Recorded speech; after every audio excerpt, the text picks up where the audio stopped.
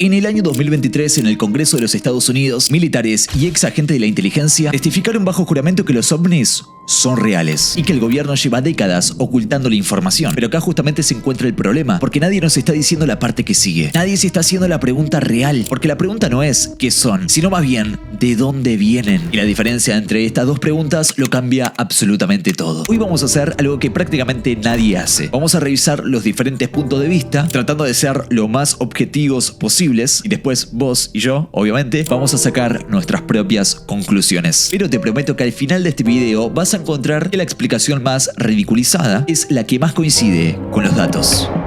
Antes de ingresar en el fondo de este tema, necesito que juntos entendamos que hay una trampa lingüística que arruinó este debate desde el principio. Porque hoy en día existe toda una corriente de libros, documentales, videos en YouTube que utilizan la Biblia para probar que los extraterrestres son reales y que los personajes bíblicos son aliens. Y el problema no es esa conclusión, aunque sí está súper equivocada, sino que esa corriente utiliza la Biblia sin saber utilizarla. El ejemplo concreto se encuentra en traducciones antiguas de la Biblia al inglés. La palabra alien aparece varias veces, y hay autores que justamente tomaron eso y empezaron a decir que la Biblia habla de aliens porque aparece esa palabra. Pero lo que estos autores no saben es que la palabra original en hebreo es ger, y en griego exnos. Y estas palabras literalmente no tienen nada que ver. Significan extranjero, inmigrante, alguien de otro pueblo terrenal. De hecho, cuando Moisés dice fui extranjero de tierra ajena, está diciendo que vivió como refugiado en Madián después de escaparse de Egipto, y no que era un ser de otro planeta infiltrado en la humanidad. Es una locura eso. ¿Y por qué importa tanto esto? Bueno, porque si el argumento principal de muchas personas que dicen que la Biblia habla de aliens, entonces lamento decirles a esas personas, que si vos conoces algunas se les pueda decir también, por supuesto, que está construido su pensamiento bajo una mala traducción y que, por supuesto, todo su argumento colapsa. Pero ahora sí ingresemos a los datos que ningún escéptico puede ignorar, porque el fenómeno es real y los datos son perturbadores. Los objetos capturados en los videos del Pentágono, que seguramente más de uno viste, fueron grabados por tecnología militar de última generación. Esto quiere decir que no son imágenes grabadas por un civil con el celular, sino que son registros de sistemas aéreos diseñados específicamente para no equivocarse. Y lo que muestran desafía la física conocida. Giros de 90 grados a velocidades hipersónicas. Cualquier estructura material conocida se desintegraría con una de estas maniobras. No hay fricción, no hay estampido sónico, no hay propulsión visible. Aparecen y desaparecen sin transición. Ahora, uno de los hombres más importantes, académicos y estudiosos sobre este tema, es un doctor de astrofísica, ex colaborador de la NASA. Y este hombre básicamente lleva más de 50 años diciendo lo mismo. Esto no es tecnología de otros planetas. Un objeto físico, biológico, construido con materia, no puede hacer lo que estos objetos hacen. La hipótesis clásica de los extraterrestres no resiste análisis. ¿Y cuál es su conclusión? Bueno, que el fenómeno es interdimensional. Esto quiere decir que no viene desde el espacio exterior, sino que opera desde una dimensión diferente a la nuestra. Y acá ocurre algo sumamente extraño, porque un astrofísico secular y la teología evangélica llevan al mismo punto. La Biblia describe un terreno espiritual paralelo al nuestro. Entidades que operan desde una dimensión no física con capacidad de poder materializarse a la nuestra. Un físico lo llamaría interdimensional. Un teólogo lo llamaría espiritual. Son dos idiomas describiendo el mismo mapa.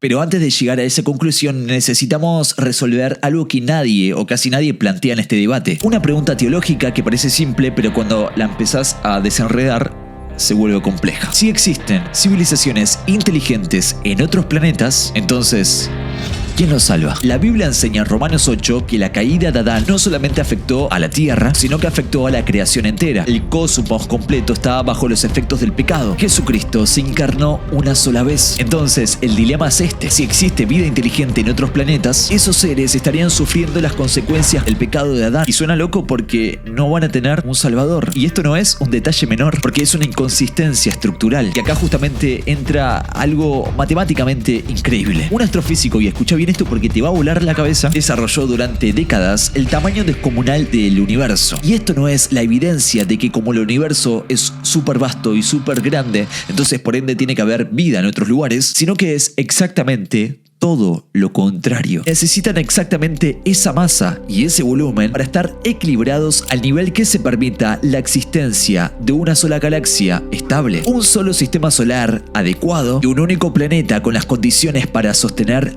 vida avanzada. Esto quiere decir que el universo no es que es grande y por ende hay vida en otros lados, sino que es grande porque se necesita toda esa ingeniería cósmica para que este planeta exista. El tamaño del cosmos no es un desperdicio del espacio, es la firma del diseño.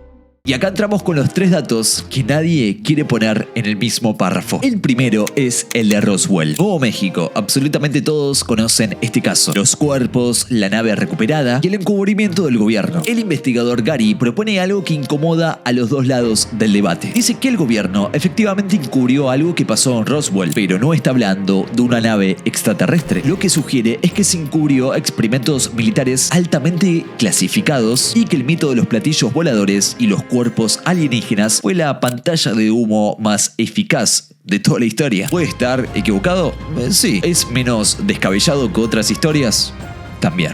El segundo es este. Nick es un investigador de los archivos desclasificados, no es pastor, no es teólogo, y registra lo que encuentra en registros oficiales. Y lo que documentó fue la existencia de un grupo dentro de la inteligencia militar de los Estados Unidos. Su conclusión después de décadas de investigación del fenómeno OVNI es que esto no proviene del espacio exterior, proviene de una dimensión espiritual demoníaca que busca el control de las almas humanas y que busca acelerar el Armagedón. Y el tercero, el que más debate va a generar. El Dr. Mitchell documentó algo que la academia secular no sabe cómo explicar. Casos de personas que reportan fenómenos de adopción lograron detener el evento de manera instantánea nombrando el nombre de Jesucristo. Y ahora llegamos al punto más incómodo de todo este análisis, el que definitivamente va a dividir a más de uno en los comentarios.